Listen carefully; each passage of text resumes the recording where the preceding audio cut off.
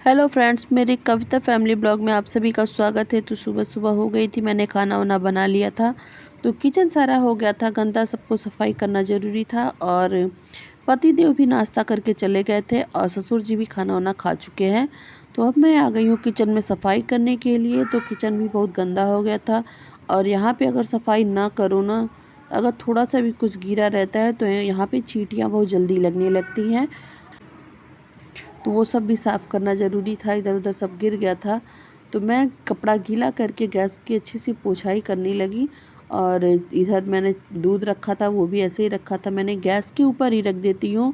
यहाँ पे रहता है तो चींटियाँ नहीं अटैक करती हैं, नहीं तो अगर नीचे रखती हूँ ना कोई भी मीठा चीज़ या दूध, तो चींटियाँ उस पे चढ़ जाती हैं। तो यहाँ पे ना चींटियों की बहुत ही आफत है। थोड़ी सी भी कुछ गिर जाती है ना, उसमें भी चींटियाँ लग जाती हैं। थोड़ी सी दूध की मलाई गिर जाए या चीनी गिर जाए, गुड़ गिर जाए, कुछ भी गिर जाए ना, तो यहाँ पे जैसे चींटियाँ ना आफत कर देती हैं, बहुत ही परेशान करती हैं। तो इसीलिए ना मुझे सफाई ज़्यादा करनी पड़ जाती है। अभी मैंने खाना बनाया था, फिर साफ़ किया था, उसके बाद मैंने खाना निकाला, जो इधर उधर गिर गया था, मैंने प्याज कट किया था, तो सबको मुझे साफ़ करना ज़रूरी है। तो इधर ना मुझे खुजली होने लगी थी, मैंने दवा आज नहीं लिया था बीपी और हाई शुगर का। तो इधर मैं दवा मंगा लिया था, किट्टू ने ला के रख दिया दवा। और ये दवाई मुझे लेनी ज़रूरी होती है, मैं नहीं लेती हूँ तो मुझे ना पूरी बॉडी में इचिंग होना शुरू हो जाता है और बीपी भी लो हो जाता है। तो ये आयुर्वेदिक दवा है, मैं इसे लेती हूँ, डेली लेती हूँ सुबह शाम। तो इसकी 2 टैबलेट मुझे लेनी ही पड़ती है, कुछ भी हो जाए। तो आज किट्टू जिद कर रही है, मम्मी मैं खिलाऊंगी आपको दवा, तो ये बेटा खिलाएगी मुझको आज दवा।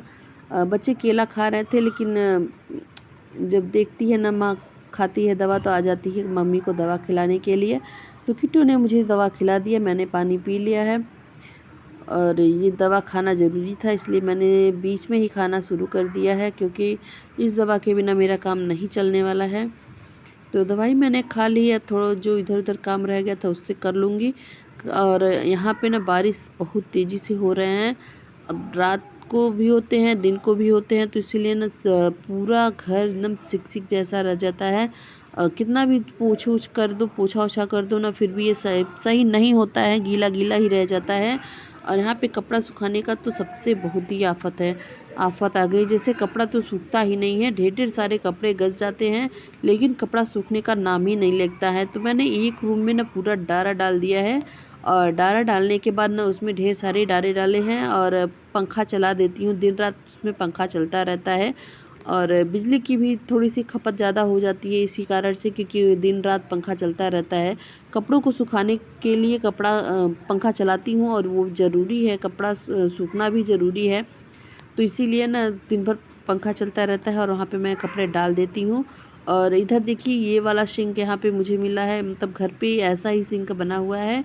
तो शुरू-शुरू में मैं जब आई थी ना, तो बहुत ही गंदा था और उसमें मुझे बर्तन धुलने का मन तो बिल्कुल भी नहीं करता था, मैं इधर ही धुल लेती थी।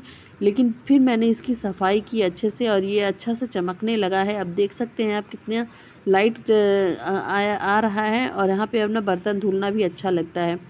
तो अब मैं यहाँ पे ही बर्तन धुलती हूँ। बर्तन मैंने सुबह का सब धुल लिया था, थोड़े बहुत ही रह गए हैं बर्तन, जो किट्टू और उसके दादा ने खाना खाया था, मैंने भी खाया था, बस वही बर्तन है। तो जो लोहे की कढ़ाई है ना, उसको मैं खाना बनाती हूँ, सब्ज़ी बनाने के थोड़ी देर बाद ही तुरंत ही धुल देती हूँ, उसको रखती नहीं हूँ। अगर रख देती हूँ ना, तो उसमें जंग लग जाते हैं, लोहे का बर्तन है, लोहे में तो जंग लगना ही लगना है। तो इसलिए ना मैं उसको सबसे पहले निकाल के धुल के रख देती हूँ, उसके बाद ही आगे का काम करती हूँ। तो मैंने उधर साइड में चना का दाल भिगो के रखा हुआ है पकौड़ी बनाने के लिए, क्योंकि यहाँ पे ना दिन पास नहीं होता, मतलब टाइम पास ही नहीं होता। और ससुर जी मेरे 9 बजे खाना खा लेते हैं सुबह। तो 9 बजे जब खाना खा लेते हैं तो उसके बाद उनको शाम को कुछ ना कुछ नाश्ता ज़रूर होता है। बीच में मैंने उनको चना मूंगफली दिया था, प्याज व्याज कट करके खाने के लिए, लेकिन फिर भी शाम के टाइम पे थोड़ा सा कुछ स्नैक्स हो जाता है तो अच्छा ही होता है। आज पति देव भी चले गए थे सुबह सुबह जल्दी, थोड़ा सा नाश्ता करके चले गए थे। और अभी वो आएंगे 12 बजे। तो अब 12 बजे आ जाएंगे तो ठीक है, अगर 12 बजे तक नहीं आ पाएंगे तो उनके लिए भी नाश्ता ही बनाना पड़ेगा, क्योंकि 12 जब टाइम ओवर हो जाता है ना, तो उसके बाद खाना खाने का मन ही नहीं करता है और खाते भी नहीं हैं, इसीलिए। तो मैंने चने का दाल भिगो के रख दिया था। जिस तरीके से होगा, अगर वो लेट आएंगे तो नाश्ता ही बनाऊंगी और ससुर जी के लिए भी नाश्ता ही बना दूंगी। नहीं तो उसके मतलब अगर टाइम पे आ जाएंगे तो खाना ही खा लेंगे। तो इधर मैंने बर्तन की धुलाई करनी शुरू कर दी है। बर्तन इसमें अच्छे से धुल जाते हैं और पास में ही रखा है मैंने बर्तन वाला स्टैंड, जाके उस तुरंत धुलने के बाद उसको रख दूँ। पोंछने का कोई झंझट नहीं है, क्योंकि ये ना स्टील का है, तो इसमें जो पानी आता है ना सब नीचे गिर जाता है अच्छे से। तो मैं बर्तन को उल्टा करके रख देती हूँ, जाके पानी सारे निकल जाए और बर्तन में कोई दाग ना लगे। तो यहाँ पे ना कोई पानी की कोई दिक्कत ही नहीं है, दोनों टाइम टंकी भरी रहती है, फुल रहती है।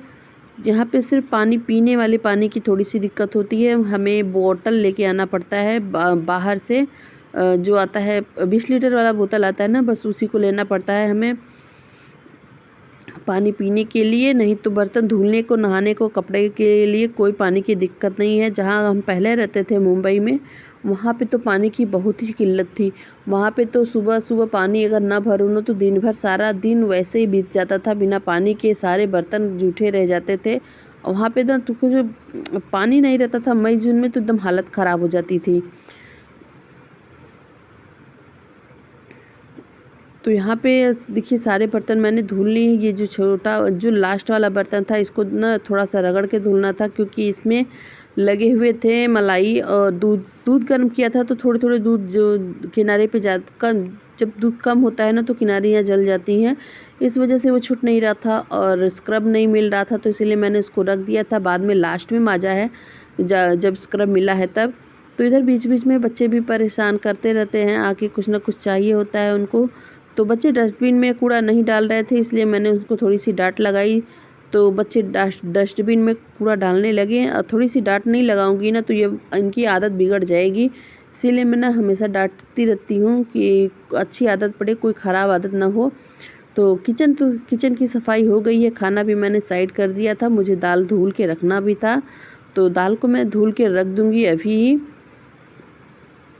तो मैंने इसी वाले छिटवे में रख लिया है, क्योंकि इसमें ना चने का जो दाल है ना वो नीचे नहीं गिरेगा और अच्छे से धुल भी जाएगा है। और इसमें मतलब सुबह का ही भिगो के रखी हूँ, तो फूल तो गया ही है, बहुत ही अच्छे से फूल गया है। इसी का मैं बनाऊँगी पकौड़ी। चने के दाल को पीस के जो पकौड़ी बनाई जाती है ना, वो थोड़ी कुरकुरी होती है, ऊपर से कुरकुरा होता है, अंदर से सॉफ्ट होता है। जो बेसन का बनता है ना वो अंदर से मुलायम होता है, ऊपर से कुरकुरा नहीं हो पाता है। तो मैंने चने की दाल को अच्छे से पीस लिया था, पीस के रख दिया था और तब तक 12 बज गए थे। पतिदेव नहीं आए। पतिदेव को आते आते ना 3:30 बज गए और 3:30 बजे खाना खाना उचित नहीं है और उनको ना टाइम ओवर होने के बाद खाना खाना अच्छा भी नहीं लगता है, इसीलिए मैंने पकौड़ी बनाना स्टार्ट कर दिया है। प्याज व्याज डाल के अच्छे से पकौड़ी बना रही हूँ। पतिदेव आ भी चुके हैं, वो मतलब हाथ मुँह धुल के बैठे हुए हैं। मैंने सोचा जल्दी जल्दी बना के उनको सर्व कर दूँ, तो मैंने बना के सर्व कर दिया है। 3 पकौड़ियाँ बच गई हैं, इनको नहीं दी हूँ प्लेट में, क्योंकि प्लेट में रखने पे ज़्यादा लग रहा था। और इधर ससुर जी को भी मैंने दे दिया है और ये बच्चों के लिए निकाल दी हूँ, क्योंकि अगर ठंडा हो जाता है तब अच्छा रहता है, बच्चे खा लेते हैं, नहीं तो गर्म रहता है तो उनको देने में थोड़ी सी दिक्कत होती है। तो मैंने प्याज, अदरक और लहसुन मिर्ची की और टमाटर डाल के अच्छी सी चटनी बनाई थी। इधर देखिए मेरी पकौड़ियाँ बन के तैयार हो गई हैं चने की दाल की। प्याज भी मैंने इसमें कट करके डाला है, इसलिए थोड़ा सा इधर उधर दिख रहा है, नहीं तो इसी बड़ी की तरह मैं बना भी सकती थी। लेकिन अगर प्याज रहता है तो ना थोड़ा सा मुलायम और मीठासपन रहता है पकौड़ी में, तो ज़्यादा अच्छा लगता है, इसीलिए मैंने वैसे ही बनाया है। और साइड में मैंने रख दिया है चाय बनने के लिए। अब पकौड़ी के साथ चाय भी अच्छा लगता है। तो गर्मी बहुत ज़्यादा है, एडजस्ट फैन चलाया था मैंने, लेकिन थोड़ी देर बाद बंद कर दिया था, क्योंकि ना उसकी आवाज़ मुझे बहुत ही चुभती है, बहुत तेज़ी से आवाज़ करता है। बहुत ही बड़ा वाला एडजस्ट फैन लगा हुआ है ना, इसी वजह से। लेकिन वो फ़ैन चलाने के बाद ना मुझे गर्मी नहीं लगती, बिल्कुल भी फील नहीं होता गर्म। पकौड़ी यहाँ तलते वक्त ना मैंने चलाया हुआ था, लेकिन उसके बाद मैंने बंद कर दिया एडजस्ट फैन को। इधर चाय रख दिया है पकने के लिए, चाय पकने में थोड़ा सा टाइम लगेगा। मैं इधर उधर कर रही थी, तब से बाहर से आ गया कि हाँ चाय जल्दी लेके आओ, तो मैंने भी जल्दी जल्दी गैस को तेज़ किया और हाथ से मतलब पकड़ के अच्छे से पतीले को घुमाते घुमाते चाय को पका लिया। चाय पकाने के बाद मैं इसको दे दूँगी बाहर। ससुर जी बैठे हुए हैं और साथ ही में पति देव भी बैठे हुए हैं। तो फ्रेंड्स मेरे बाल तो बहुत ही झड़ रहे हैं। आप सबके पास अगर कोई टिप्स हो, कोई नुस्खा हो तो आप लोग ज़रूर बताइएगा। बाल बहुत ही झड़ रहे हैं, बहुत पतले भी हो गए हैं और बहुत छोटे भी हो गए हैं। तो चाय का मैंने टेस्ट किया तो चाय थोड़ा-सा अच्छा नहीं लग रहा था, तो मैंने इसमें थोड़े से दूध और चीनी और ऐड कर दिया था, ताकि चाय का स्वाद अच्छा रहे और टेस्ट में भी कोई मतलब गड़बड़ी ना हो। अदरक भी कम लग रहा था, तो मैंने इसमें अदरक और भी डाल दिया है। तो मेरे ससुर जी को चाय पसंद है, ब्लैक चाय। वो काली चाय पीते हैं गुड़ वाली, तो आज मैंने उनको यही दिया है, यही देने वाली हूँ चाय, वाइट वाली चाय, दूध वाली। इसीलिए ना थोड़ा-सा ज़्यादा कर दिया है, ताकि सबको अट जाए अच्छे से चाय।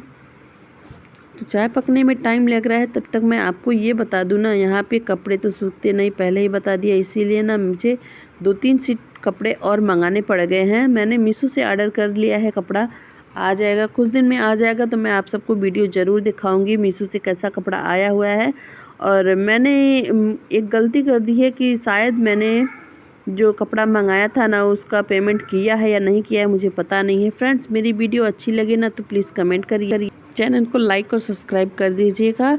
और मेरे जो कपड़े हैं वो आ जाएंगे तो मैं आप सबको वीडियो बना के ज़रूर दिखाऊंगी, कौन से कपड़े मैंने मंगाए हैं और कितने प्राइस है उसकी, और देखने में कैसा है, क्वालिटी भी सारे मैं आप सबके साथ शेयर ज़रूर करूँगी। तो फ्रेंड्स चलती हूँ मैं अब चाय लेके अपने ससुर जी को देने। आपसे बाय बाय।